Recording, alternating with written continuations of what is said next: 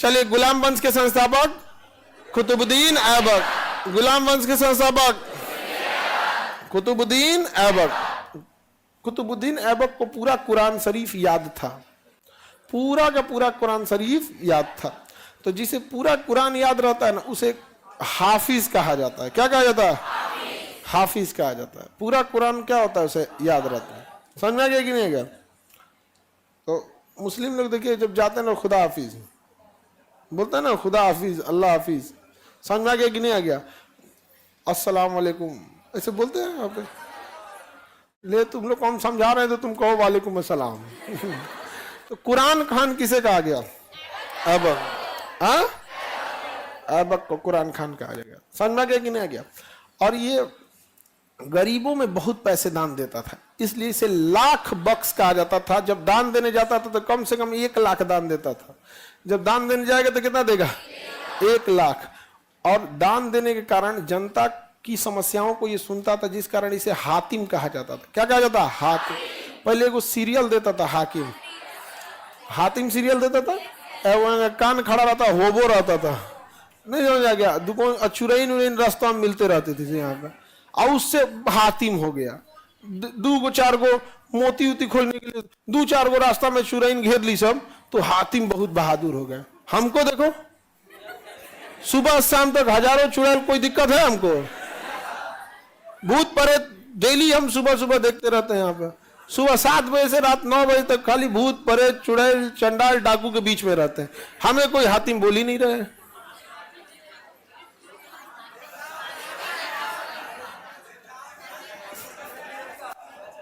हम कम खतरों के खिलाड़ी हैं। अब तो हमको भूत प्रेत चुड़ैल वुड़ैल से डरे लगना छोड़ दिए। नहीं समझ आ गया? एकदम आगे बढ़े। किसी को दिक्कत? हमारे यहाँ तो ऑनलाइन भी भूत आते हैं, सब ऑफलाइन ऑनलाइन हर तरह के भूत आते हैं सब हमारे पास।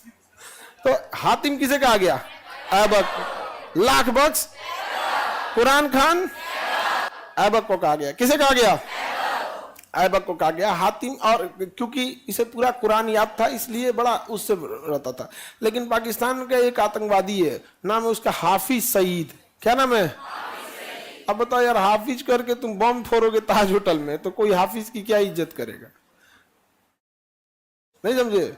इस्लाम धर्म में जाके देखो, कोई अगर हाफिज है ना, तो लोग 4 गो बातों बोल देता तो लोग सुन लेते हैं, अरे हाफिज ही हैं। नहीं समझे? अब जैसे किसी को पूरा गीता याद रहेगा, तुमको कोनो बातों बोल देगा तो क्या कहोगे? अरे पंडित जी हैं, छोड़ दीजिए। नहीं समझे? लेकिन जब वो गलत काम करने लगता है तो सबको शर्मिंदा होना पड़ता है। हाफिज ही गलत काम करके क्या कर दिया है? सबको शर्मिंदा करना पड़ा। अब हमास वाले को देख लो, इजराइल में घुस के बूढ़ा आदमी को गोली मार दिया। हमास गलत किया? नहीं समझे? हम क्या कहते हैं फिलिस्तीन वालों को कि युद्ध विराम कर लो, पढ़ाई लिखाई करो, परमाणु बम बनाओ, अब मार दो, पटक दो। हम मना कर रहे हैं। लेकिन ये छिछड़ाई क्या करता है कि तुम बंदूक लेके जाएगा, कोई बूढ़ा आदमी टहल रहा है उसको गोली मार दो, कोई उसमें तुम परमाणु बम बना लो। वो अलग बात है, औकाते में नहीं आएगा बनाना, उतना पढ़िए नहीं पाओगे। बना लो, मारो, युद्ध करो। युद्ध से कोई पीछे हटा है? नहीं, कोई पीछे नहीं हटा। भारत में तो लोग तो युद्ध पे लिखी किताबें पे कसम खाते हैं। मैं गीता पे हाथ रख के कसम खाता हूं। अरे भैया, युद्ध में लिखी गई किताब है। गीता कब लिखा? और अस्थिर लिखा गया था।